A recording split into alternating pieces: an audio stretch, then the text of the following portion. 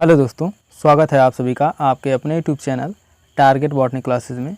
दोस्तों, इस वीडियो में हम लोग सीडीपी के क्वेश्चन का प्रैक्टिस करने जा रहे हैं, ठीक है। और ये वीडियो जो है सीटेट 7 जुलाई 2024, ठीक है, 7 जुलाई 2024 को जो सीटेट का एग्ज़ाम होने वाला है उसके लिए बहुत ही इम्पोर्टेंट है, ठीक है। और साथ ही ये वीडियो जो है सीडीपी का प्रैक्टिस क्वेश्चन जो है पेपर फर्स्ट और पेपर सेकंड दोनों लोगों के लिए भाई, ओके। और आपको बता दें कि ये सीडीपी का प्रैक्टिस सेट नंबर 28 यानी 28वां प्रैक्टिस सेट है। इससे पहले हम लोग 27 प्रैक्टिस सेट सॉल्व कर चुके हैं सीडीपी के। और जो लोग अभी पिछला प्रैक्टिस सेट सॉल्व नहीं किए हैं वे लोग जा करके पिछले प्रैक्टिस सेट को भी सॉल्व करें, ठीक है, क्योंकि पिछले प्रैक्टिस सेट बहुत ही इंपॉर्टेंट हैं, ठीक है। जितने भी प्रैक्टिस सेट हैं सब इम्पॉर्टेंट हैं, क्योंकि सभी के सभी प्रीवियस ईयर क्वेश्चन पेपर हैं। जितने भी सीटेट के एग्ज़ाम हुए हैं ना 2011 से लेकर 2024 तक के, सभी के प्रीवियस ईयर क्वेश्चन का हम लोग प्रैक्टिस कर रहे हैं, ओके। इससे पहले हम लोग जितने प्रैक्टिस कर चुके हैं वो भी प्रीवियस ईयर क्वेश्चन पेपर ही थे। और जो इस वीडियो में हम लोग करने जा रहे हैं वो भी प्रीवियस ईयर क्वेश्चन है, ठीक है। सभी के सभी क्वेश्चन जो है एग्ज़ाम में पूछे हुए हैं, बहुत ही इम्पोर्टेंट टॉपिक है, ओके। तो चलिए देर ना करते हुए वीडियो को स्टार्ट करते हैं। देखिए, पहला क्वेश्चन है, शिक्षण का विकासात्मक परिप्रेक्ष्य शिक्षकों से यह मांग करता है कि वे कठोर अनुशासन बनाए रखने वाले बने, क्योंकि बच्चे अक्सर प्रयोग यानी जांच करते हैं। या फिर विकासात्मक कारकों के ज्ञान के अनुसार अनुदेशन युक्तियों का अनुकूलन करें। या फिर विभिन्न विकासात्मक अवस्था वाले बच्चों के साथ समान रूप से व्यवहार करें। या फिर इस प्रकार का अधिगम उपलब्ध कराएं जिसका परिणाम केवल संज्ञानात्मक क्षेत्र के विकास में हो। बताइए भाई, इनमें से कौन सा ऑप्शन सही है, जल्दी बताइए। ऑप्शन नंबर बी सही है, विकासात्मक कारकों के ज्ञान के अनुसार अनुदेशन युक्तियों का अनुकूलन करें, ठीक है। शिक्षण का विकासात्मक परिप्रेक्ष्य शिक्षकों से यह मांग करता है कि वे विकासात्मक कारकों के ज्ञान के अनुसार अनुदेशन युक्तियों का अनुकूलन करें। यहाँ थार्नडाइक के द्वारा प्रतिपादित अधिगम में तत्परता का नियम लागू होता है, ओके। आगे देखते हैं अगला क्वेश्चन। देखिए, विद्यार्थी या शिक्षार्थी तब तक नहीं सीख सकते जब तक उन्हें शिक्षक के सामाजिक उद्देश्यों की आवश्यकताओं के अनुरूप ना पढ़ाया जाए। या फिर उन्हें यह पता ना हो कि जो तथ्य उन्हें पढ़ाए गए निकट भविष्य में उनका परीक्षण किया जाएगा। या फिर वे सीखने के लिए तैयार ना हो। या फिर दैनिक आधार पर घर में उनके माता पिता विद्यालय में उनके सीखने के बारे में नहीं पूछेंगे। बताइए भाई, इनमें से कौन सा ऑप्शन सही है, जल्दी बताइए। ऑप्शन नंबर सी सही है, वे सीखने के लिए तैयार ना हो, ठीक है। शिक्षार्थी जब तक वे सीखने का प्रयत्न नहीं करते, ठीक है। शिक्षार्थी जब तक नहीं सीखते, जब तक वे सीखने का प्रयत्न नहीं करते, सीखने के लिए जिज्ञासु नहीं होते, इसलिए सर्वप्रथम शिक्षक को शिक्षार्थियों को मानसिक व शारीरिक रूप से अधिगम के लिए तैयार करना चाहिए, ठीक है। आगे देखते हैं अगला क्वेश्चन। देखिए, अगला क्वेश्चन है, सामाजिक अधिगम का सिद्धांत निम्नलिखित में से किस घटक पर बल देता है। बताइए भाई, किस घटक पर बल देता है, जल्दी बताइए। प्राकृतिक, पोषण, अनुकूलन, पाठ संशोधन। बताइए। ऑप्शन नंबर बी सही है, पोषण, ठीक है। अल्बर्ट बंडूरा ने सामाजिक अधिगम का सिद्धांत दिया है, ठीक है। सामाजिक अधिगम का सिद्धांत किसने दिया? अल्बर्ट बंडूरा ने। इस प्रकार के अधिगम में बालक सामाजिक व्यवहारों को सीखता है। दूसरे के व्यवहारों को देखकर उनके अनुरूप व्यवहार करना, व्यवहार को अपने जीवन में उतारना, समाज द्वारा स्वीकृत व्यवहार को धारण करना और अमान्य व्यवहारों को त्यागना सामाजिक अधिगम के अंतर्गत आता है। ओके, आगे देखते हैं अगला क्वेश्चन। देखिए, मनोसामाजिक सिद्धांत निम्नलिखित में से किस पर बल देता है? बताइए भाई, किस पर बल देता है? उद्दीपन व प्रतिक्रिया पर, लिंगीय व प्रसुप्ति स्तर पर, या फिर उद्यम के मुकाबले में हीनता स्तर पर, या फिर क्रिया प्रसूत सक्रिय अनुबंधन पर? बताइए भाई, किस पर बल देता है? जल्दी बताइए, बताइए भाई। ऑप्शन नंबर सी सही है, उद्यम के मुकाबले में हीनता स्तर। ठीक है, एरिक्सन द्वारा विकास का मनोसामाजिक सिद्धांत दिया गया है। ठीक है, एरिक्सन ने मनोसामाजिक सिद्धांत दिया है। एरिक्सन के अनुसार यह चौथा विकासात्मक चरण है जो बाल्यावस्था के मध्य में परिलक्षित होती है। बालक द्वारा किए गए पहल से वह नए अनुभवों के संपर्क में आता है और जैसे जैसे वह अपने बचपन के मध्य और अंत तक पहुंचता है, तब तक वह अपनी ऊर्जा को बौद्धिक कौशल और ज्ञान से हासिल करने की दिशा में मोड़ देता है। ओके, आगे देखते हैं अगला क्वेश्चन। देखिए, यह तथ्य कि बच्चों को सांस्कृतिक रूप से प्रासंगिक ज्ञान की आवश्यकता होती है निम्नलिखित में से किस व्यक्ति से संबंधित है? बताइए भाई, किस व्यक्ति से संबंधित है? Charles Darwin, B.F. स्किनर, लेव वाइगोत्स्की, या फिर यूरी ब्रोनफेन-ब्रेनर? बताइए भाई, कौन सा ऑप्शन सही है? जल्दी बताइए। ऑप्शन नंबर डी सही है, वाइगोत्स्की। बच्चों को सांस्कृतिक रूप से प्रासंगिक ज्ञान की आवश्यकता होती है। यह तथ्य लेव वाइगोत्स्की के सामाजिक सांस्कृतिक सिद्धांत से संबंधित है। ओके, सामाजिक सांस्कृतिक का सिद्धांत लेव वाइगोत्स्की ने दिया। ठीक है, वाइगोत्स्की का सिद्धांत कहता है कि बच्चा पहले समाज और संस्कृति से अंतरक्रिया करके सीखता है। ठीक है, लेव वाइगोत्स्की का सिद्धांत कहता है कि बच्चा अपने समाज और संस्कृति से अंतरक्रिया करके सीखता है, जबकि जीन पियाजे कहते हैं कि बच्चे का पहले विकास होता है, उसके बाद अधिगम होता है। ठीक है, और वाइगोत्स्की के 3 कॉन्सेप्ट हैं। वैसे तो 2 ही संप्रत्यय बताए हैं, लेकिन 3 हैं। पहला है GDP, जोन प्रॉक्सिमल डेवलपमेंट, और दूसरा है स्कैफोल्डिंग, पाड़ या ढांचा, और तीसरा है MKO, मोर नॉलेज अदर। ठीक है, वाइगोत्स्की कहते हैं कि पहले भाषा आती है, फिर बाद में विचार आता है।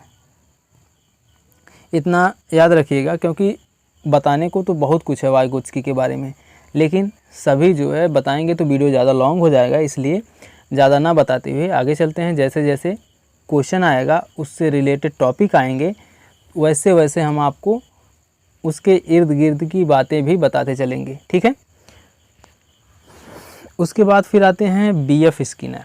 ठीक है, B.F. स्किनर,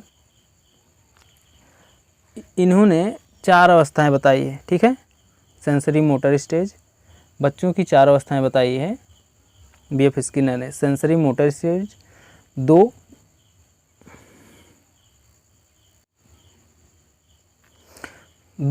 मतलब दूसरा प्री ऑपरेशनल स्टेज। ठीक है, पहला है सेंसरी मोटर स्टेज जो कि 0 से 2 वर्ष तक होता है, और दूसरा है प्री ऑपरेशनल स्टेज जो कि 2 से 7 वर्ष तक होता है, और तीसरा है कॉन्क्रीट ऑपरेशनल स्टेज जो कि 7 वर्ष से 11 वर्ष तक होता है, और चौथा है फॉर्मल स्टेज जिसे हम लोग फॉर्मल ऑपरेशनल स्टेज कहते हैं, 11 से 15 वर्ष तक होता है। ठीक है, देखिए अंग्रेजी में आप लोग जानते रहेंगे ना तो बहुत ही बेटर होगा, क्योंकि हिंदी में कई नामों से जाने जाते हैं भाई, क्या ही करोगे। तो अंग्रेजी आप लोग जानते रहिए, तो आप लोग पकड़ लेंगे कि मतलब कि कौन सा टॉपिक है, कैसा क्वेश्चन पूछ रहा है। ओके, आगे देखते हैं अगला क्वेश्चन। और एक बात कहना चाहते हैं, चार्ल्स डार्विन का एक पुस्तक है on the origin of species, बहुत ही इम्पोर्टेंट है, इसको भी याद रखिएगा। चार्ल्स डार्विन का एक पुस्तक है on the origin of species. Okay, आगे देखते हैं अगला क्वेश्चन। तो इसमें आप लोग जान ही गए, ऑप्शन नंबर डी सही है इस क्वेश्चन के अकॉर्डिंग। आगे देखते हैं, देखिए आप एक शिक्षिका या शिक्षक के रूप में रैगिंग और धमकाने के सख्त विरोधी हैं तथा इस संदर्भ में विद्यालय में पोस्टर लगवाते हैं तथा समिति बनवाते हैं। आपसे जुड़ने वाले किशोर जो इस विचार के दृढ़ विश्वासी हैं, निम्नलिखित में से किस स्तर पर होंगे? बताइए भाई, किस स्तर पर होंगे? पारंपरिक स्तर, पूर्व पारंपरिक स्तर, या फिर उत्तर पारंपरिक स्तर, या फिर सामाजिक व्यवस्था बनाए रखने वाला स्तर? बताइए भाई, इनमें से कौन सा ऑप्शन सही है? जल्दी बताइए। ऑप्शन नंबर सी सही है, उत्तर पारंपरिक स्तर। ठीक है, जो किशोर रैगिंग और धमकाने के सख्त विरोधी तथा किसी भी छात्र के खिलाफ हुए उत्पीड़न के विरुद्ध होते हैं, वे किशोर उत्तर पारंपरिक स्तर पर होते हैं। ओके, आगे देखते हैं अगला क्वेश्चन। देखिए, प्रगतिशील शिक्षा निम्नलिखित में से किस कथन से संबंधित है? बताइए भाई। ए है, शिक्षक सूचना और प्राधिकार के प्रवर्तक होते हैं, या फिर ज्ञान प्रत्यक्ष अनुभव सहयोग से उत्पन्न होते हैं, या फिर अधिगम तथ्यों के एकत्रीकरण और कौशल में प्रवीणता के साथ सीधे मार्ग पर चलते हैं, या फिर परीक्षा मानदंड संदर्भित और वाह्य हैं। बताइए भाई, इनमें से कौन सा ऑप्शन सही है? क्वेश्चन नंबर 7 है, जल्दी बताइए। ऑप्शन नंबर बी सही है, ज्ञान प्रत्यक्ष अनुभव और सहयोग से उत्पन्न होते हैं। ठीक है, प्रगतिशील शिक्षा ज्ञान प्रत्यक्ष अनुभव और सहयोग से उत्पन्न होता है, साथ ही इससे हुआ अधिगम लंबे समय तक याद रहता है। यह शिक्षा करके सीखने पर आधारित है। ओके, यह शिक्षा करके सीखने पर आधारित है, इसलिए सीखा हुआ अधिक समय तक या हमेशा याद रहता है। ओके, आगे देखते हैं अगला क्वेश्चन। देखिए, अगला क्वेश्चन है, बहुबुद्धि सिद्धांत के संदर्भ में एयरफोर्स पायलट बनने के लिए निम्नलिखित में से कौन सी बुद्धि आवश्यक है? बताइए। सबसे पहले तो आपको बता दें कि बहुबुद्धि सिद्धांत किसने दिया है? हार्वर्ड गार्डनर ने। ठीक है, बहुबुद्धि का सिद्धांत किसने दिया है? हार्वर्ड गार्डनर ने, नोट कर लीजिएगा। उसके बाद अब ऑप्शन बताइए भाई, कौन सा ऑप्शन सही होगा? अंतःवैयक्तिक, भाषिक, गतिक या अंतरावैयक्तिक? बताइए भाई, इनमें से कौन सा ऑप्शन सही होगा? ऑप्शन नंबर सी सही है, गतिक। ठीक है, एयरफोर्स पायलट बनने के लिए उसमें शारीरिक गतिकी बुद्धि का होना आवश्यक है, क्योंकि किसी भी पायलट के लिए शारीरिक गति पर नियंत्रण करने व उसमें प्रवीणता लाने की क्षमता होनी चाहिए। ओके, अब आता है अंतःवैयक्तिक। ये अंतःवैयक्तिक किसे कहते हैं? अंतःवैयक्तिक बुद्धि इस बुद्धि के द्वारा दूसरे मनुष्य के साथ किस प्रकार से व्यवहार या इंटरैक्ट किया जाए उससे संबंधित होता है। ठीक है, और जिन मनुष्यों में अंतःवैयक्तिक बुद्धि अधिक होती है या अंतःवैयक्तिक बुद्धि का विकास अधिक होता है, वे मनुष्य नेता, सामाजिक कार्यकर्ता आदि बनते हैं। ओके। और भाषिक बुद्धि है। भाषिक बुद्धि किसे कहते हैं?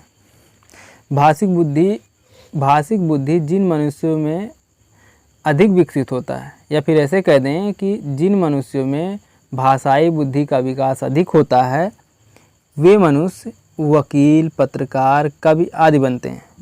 ओके। और तीसरा है गतिकी। ठीक, शारीरिक गतिकी बुद्धि, जिन मनुष्यों में शारीरिक गतिकी बुद्धि का विकास अधिक होता है, वे मनुष्य डांसर, अभिनेता, अभिनेत्री, सर्जन, पायलट आदि बनते हैं। ओके। और लास्ट में आता है अंतरावैयक्तिक बुद्धि। अंतरावैयक्तिक बुद्धि मतलब इस बुद्धि के द्वारा मनुष्य खुद के साथ इंटरैक्ट करता है। ठीक है। अंतरावैयक्तिक बुद्धि में मनुष्य दूसरे मनुष्य के साथ किस प्रकार से व्यवहार करना है, मतलब किस प्रकार से दूसरे मनुष्य के साथ हमें बातचीत करनी है, बिहेव करना है, इंटरैक्ट करना है, उससे संबंधित होता है अंतरावैयक्तिक।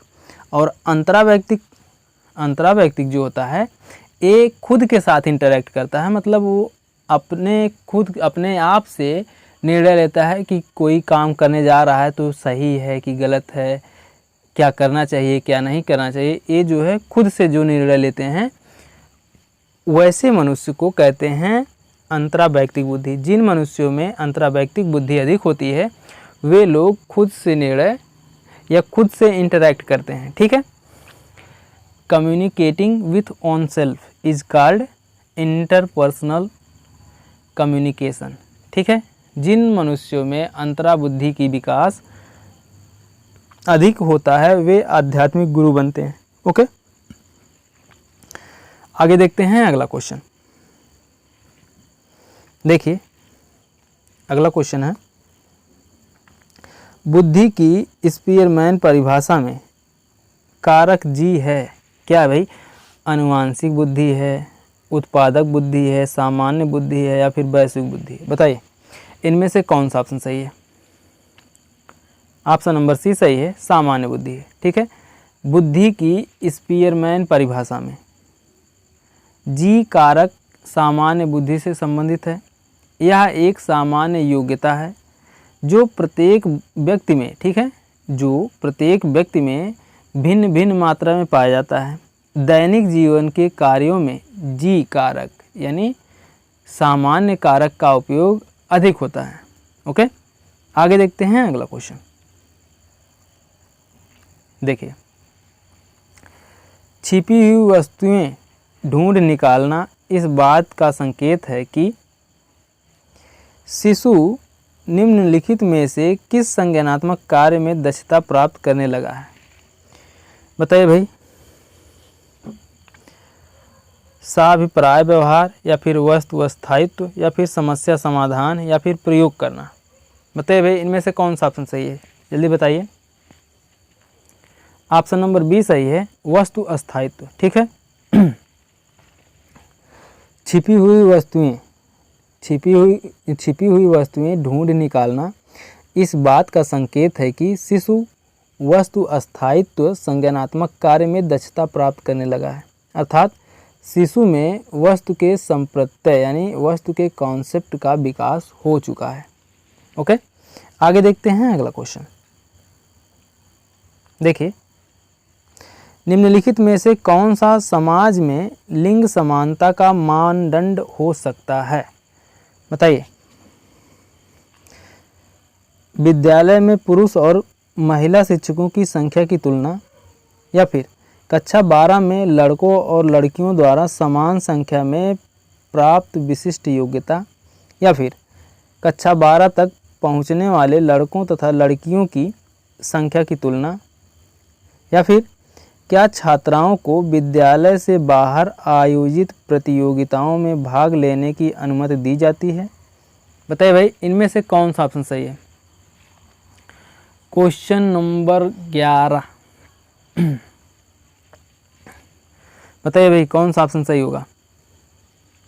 ऑप्शन नंबर डी सही है। क्या छात्राओं को विद्यालय से बाहर आयोजित प्रतियोगिताओं में भाग लेने की अनुमति दी जाती है?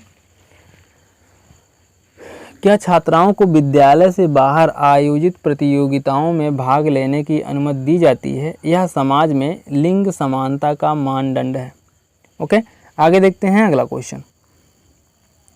देखिए, वैयक्तिक अंतरों का ज्ञान शिक्षकों की मदद किसमें करता है? बताइए भाई, वैयक्तिक अंतरों का ज्ञान शिक्षकों की मदद किसमें करता है? पिछड़े शिक्षार्थियों के साथ कठोर परिश्रम करने की निरर्थकता को समझने में, क्योंकि वे बाकी कक्षा के समान कभी नहीं हो सकते। या फिर वैयक्तिक अंतरों को शिक्षार्थियों की असफलता की स्वीकृति एवं उत्तरदायी ठहराने में, या फिर सभी शिक्षार्थियों को समान रूप से लाभ पहुंचाने के लिए अपनी प्रस्तुति शैली को एक रूप बनाने में, या फिर सभी शिक्षार्थियों की व्यक्तिगत आवश्यकताओं का आकलन करने और उसके अनुरूप उन्हें पढ़ाने में। बताइए भाई, इनमें से कौन सा ऑप्शन सही है? जल्दी बताइए, कौन सा ऑप्शन सही है? ऑप्शन नंबर डी सही है, सभी शिक्षार्थियों की व्यक्तिगत आवश्यकताओं का आकलन करने और उसके अनुरूप उन्हें पढ़ाने में। ठीक है, आगे देखते हैं अगला क्वेश्चन। देखिए, सीखने के लिए आकलन अभिप्रेरणा को बढ़ावा देता है, या फिर अलग करने और रैंक देने के प्रयोजन के लिए किया जाता है, या फिर ग्रेड्स को पूरी तरह से महत्व देने पर बल देता है, या फिर विशिष्ट होता है और अपने आप में की गई आकलन गतिविधि है। बताइए भाई, इनमें से कौन सा ऑप्शन सही है? ऑप्शन नंबर फर्स्ट सही है। आकलन एक संवादात्मक तथा रचनात्मक प्रक्रिया है, जिसके द्वारा शिक्षक को यह ज्ञात होता है कि विद्यार्थी का उचित अधिगम हो रहा है या नहीं, साथ ही विद्यार्थी भी अपने अधिगम का परिणाम जानकर प्रोत्साहित होता है तथा और अच्छा करने का प्रयास करता है। ओके, आगे देखते हैं अगला क्वेश्चन। देखिए, विद्यालय आधारित आकलन क्या है भाई? विद्यालय आधारित आकलन परिणामों की अपेक्षा परीक्षा तकनीकों पर केंद्रित, या फिर क्या आकलित किया जाएगा इस पर शिक्षार्थियों को कम नियंत्रण प्रदान करता है, या फिर रचनात्मक प्रतिपुष्टि उपलब्ध कराते हुए सीखने में संवर्धन करता है, या फिर परीक्षा के लिए शिक्षण को बढ़ावा देता है क्योंकि उनमें निरंतर परीक्षण होता है। बताइए भाई, इनमें से कौन सा ऑप्शन सही है? जल्दी बताइए। ऑप्शन नंबर सी सही है। विद्यालय आधारित आकलन का महत्वपूर्ण है। क्या है भाई? विद्यालय आधारित आकलन महत्वपूर्ण है क्योंकि यह रचनात्मक प्रतिपुष्टि उपलब्ध कराते हुए सीखने में संवर्धन करता है। ओके, आगे देखते हैं अगला क्वेश्चन। देखिए, कक्षा में शिक्षार्थियों से कहा गया कि वे अपने समाज के लिए क्या कर सकते हैं। इसे दर्शाने के लिए एक नोटबुक में अपने कार्य की विविध शिल्पकृतियों को संयोजित करें। यह किस प्रकार की गतिविधि है? बताइए भाई। निबंधात्मक आकलन, या फिर घटनावृत्त आकलन, या फिर समस्या समाधान आकलन, या फिर पोर्टफोलियो आकलन। बताइए भाई, इनमें से कौन सा ऑप्शन सही है?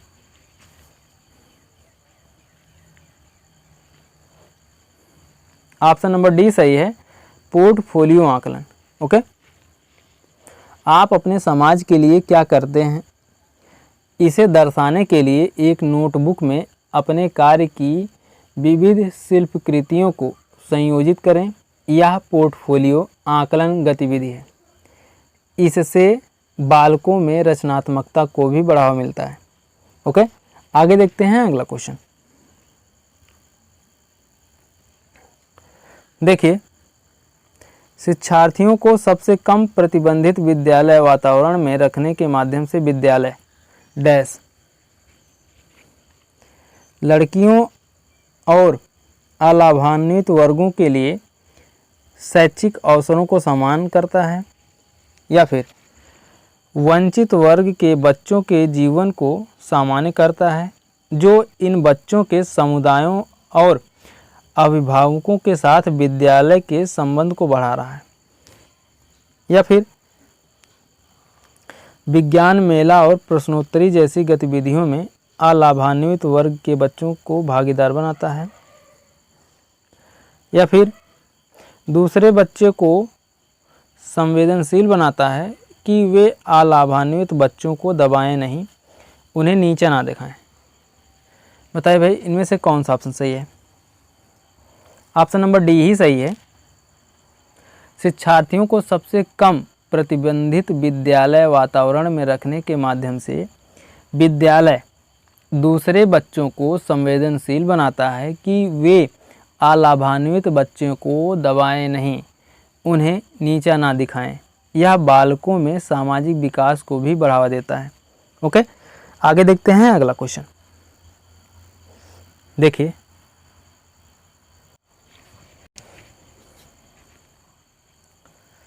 देखिए, एकाग्रता समय के साथ मेल बैठाने के लिए एक दत्त कार्य को पूरा करने के लिए आवंटित समय को घटाना और चरणबद्ध तरीके से इस एकाग्रता समय को बढ़ाना निम्नलिखित में से किस प्रकार के विकार से निपटने के लिए सर्वाधिक उपयुक्त है? बताइए भाई, कौन सा ऑप्शन सही होगा? अशांतकारी व्यवहार संबंधी विकार, डिस्फेंसिया, या फिर संवेदी एकीकरण विकार, या फिर एकाग्रता ह्रास अतिक्रियाशील विकार। बताइए भाई, इनमें से कौन सा ऑप्शन सही है? जल्दी बताइए। ऑप्शन नंबर डी सही है। एकाग्रता ह्रास अतिक्रियाशील विकार बालक को किसी भी वस्तु पर ध्यान केंद्रित करने की क्रिया को बाधित करता है। ठीक है, फिर से सुन लीजिए। एकाग्रता ह्रास अतिक्रियाशील विकार बालक को किसी भी वस्तु पर ध्यान केंद्रित करने की क्रिया को बाधित करता है या रोकता है, जिससे बालक को अधिगम करने में कठिनाई आती है। ओके, आगे देखते हैं अगला क्वेश्चन। देखिए, निम्नलिखित में से कौन सा उपागम अशांतकारी व्यवहार संबंधी विकार वाले बच्चों के साथ व्यवहार करने के लिए बच्चों को उसके आसपास के लोगों और सामाजिक संस्थाओं के साथ अंतःक्रिया करने का सुझाव देता है? बताइए भाई, इनमें से कौन सा ऑप्शन सही है? मनोगत्यात्मक, या पर्यावरणीय, या फिर जीव वैज्ञानिक, या फिर व्यवहारवादी। बताइए भाई, इनमें से कौन सा ऑप्शन सही है? जल्दी बताइए। ऑप्शन नंबर बी सही है, पर्यावरणीय। ठीक है, अशांतकारी व्यवहार संबंधी विकार वाले बच्चों के साथ व्यवहार करने के लिए पर्यावरणीय उपागम सबसे उपयुक्त है। ओके, अशांतकारी व्यवहार संबंधी विकार वाले बच्चों के साथ व्यवहार करने के लिए पर्यावरणीय उपागम सबसे उपयुक्त है, क्योंकि यह बच्चों के उसके आसपास के लोगों और सामाजिक संस्थाओं के साथ अंतःक्रिया करने का सुझाव देता है। ओके, आगे देखते हैं अगला क्वेश्चन। देखिए, रेंजुली प्रतिभाशाली की अपनी ... परिभाषा के लिए जाने जाते हैं। 4 पंक्तिय यानी टीयर, या फिर 4 स्तरीय, या फिर त्रिमुखी, या फिर त्रिवृत्तीय। बताइए भाई, इनमें से कौन सा ऑप्शन सही है?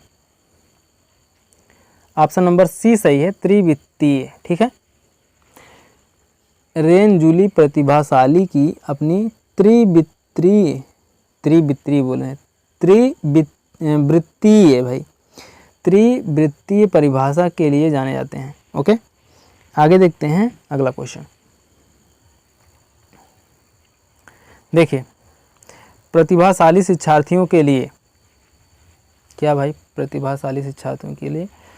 अधिगम क्षमता बोल रहे हैं, अभिक्षमता को कौशल के रूप में समझना सही है, या फिर प्रगति के निरीक्षण करने की आवश्यकता नहीं है, या फिर शिक्षक को अनुकूलन करना चाहिए जिससे विद्यार्थी में बदलाव आता है, या फिर शिक्षक को पहल करनी चाहिए और समस्या समाधान में मुख्य भूमिका निभानी चाहिए। बताइए भाई, इनमें से कौन सा ऑप्शन सही है? जल्दी बताइए।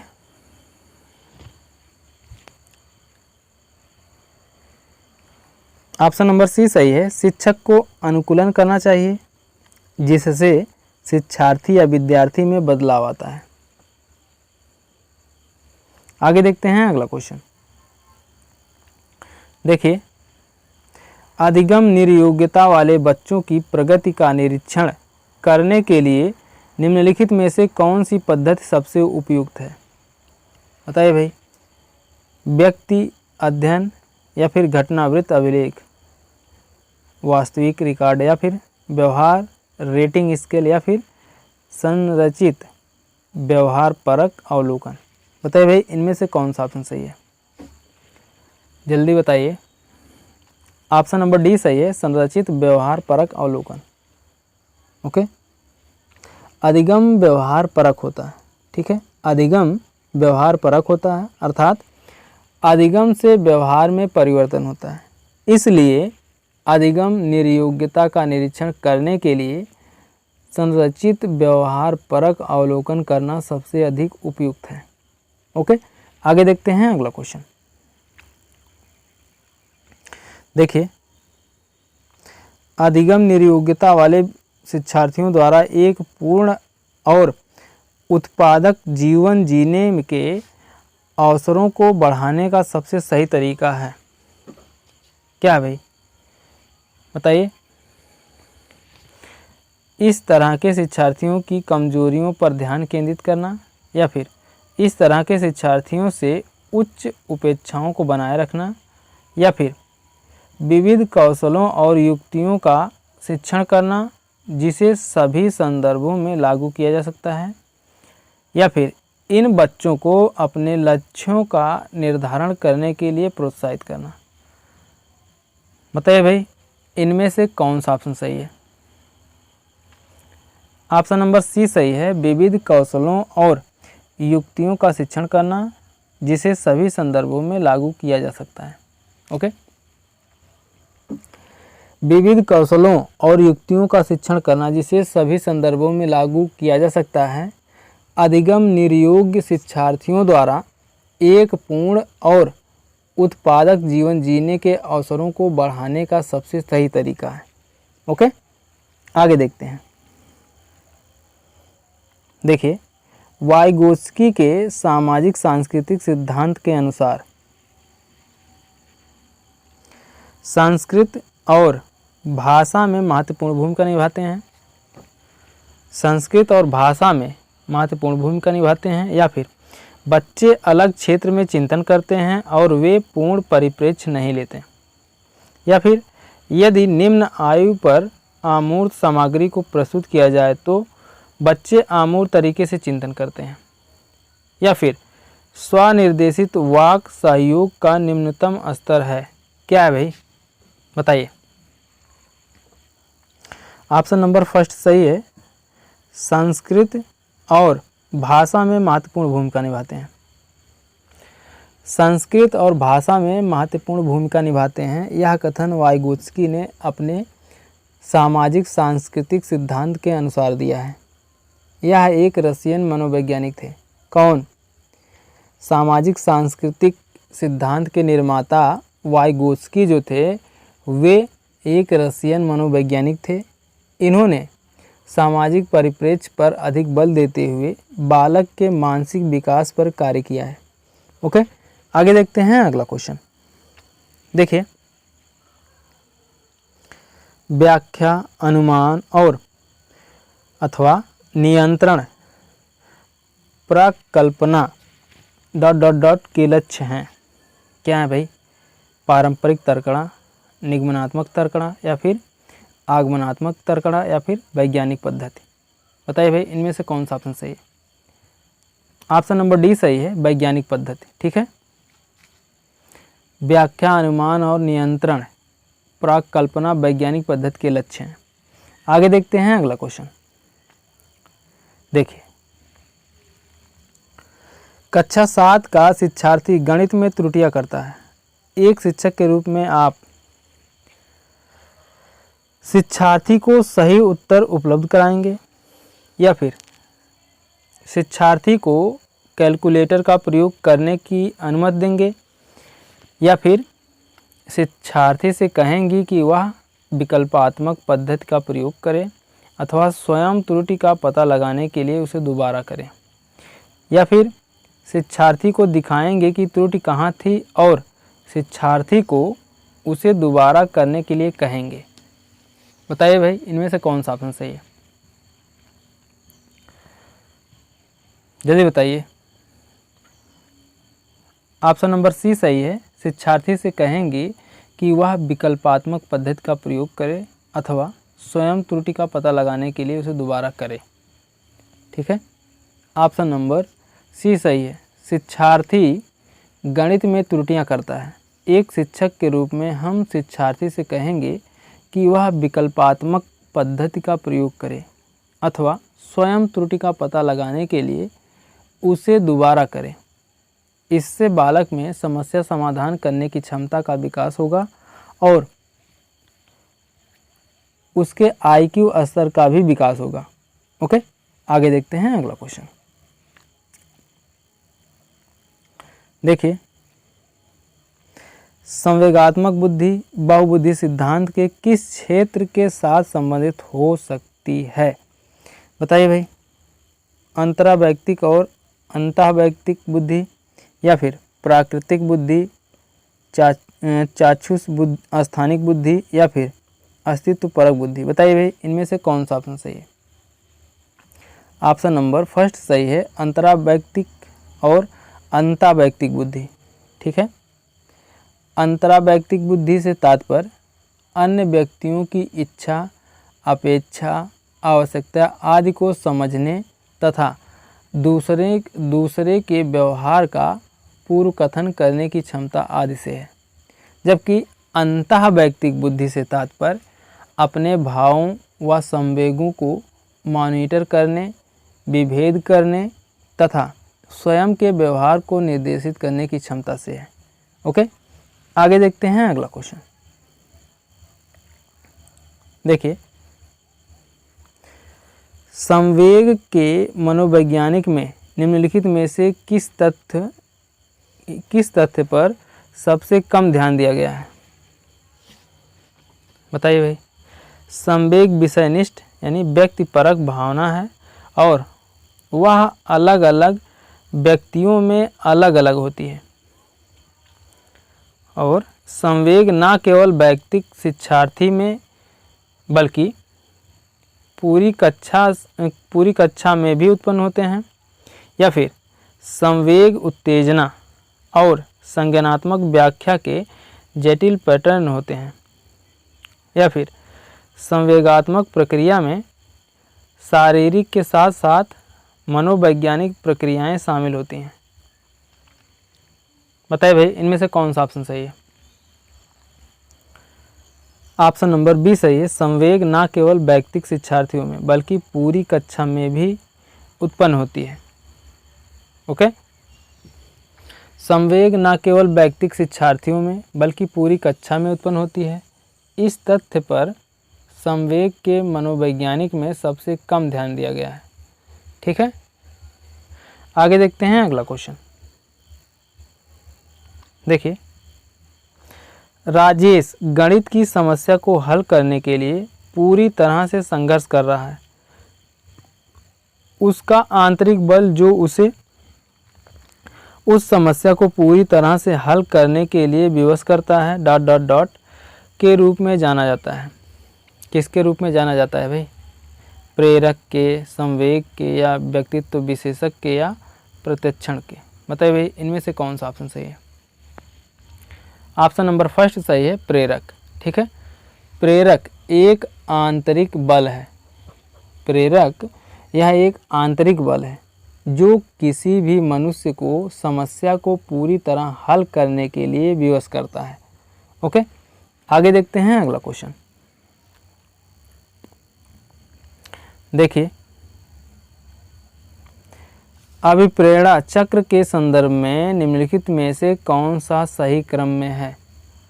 बताइए भाई, कौन सा सही क्रम में है? जल्दी बताइए। ऑप्शन नंबर डी सही है। पहले आवश्यकता, फिर प्रबल प्रेरणा, फिर उत्तेजना, फिर लक्ष्य उन्मुखी व्यवहार, फिर उपलब्धि उत्तेजना में कमी। ठीक है, ऑप्शन नंबर डी सही है। आगे देखते हैं अगला क्वेश्चन। देखिए, अगला क्वेश्चन है, बंडूरा यानी अल्बर्ट बंडूरा के सामाजिक अवलोकन पर आधारित अधिगम सिद्धांत में निम्नलिखित में से कौन सी प्रक्रिया होती है? बताइए।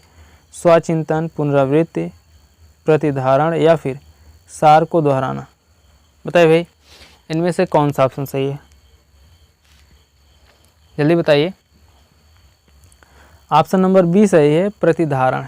ठीक है, अल्बर्ट बंडूरा के सामाजिक अवलोकन पर आधारित अधिगम सिद्धांत में प्रतिधारण की प्रक्रिया होती है।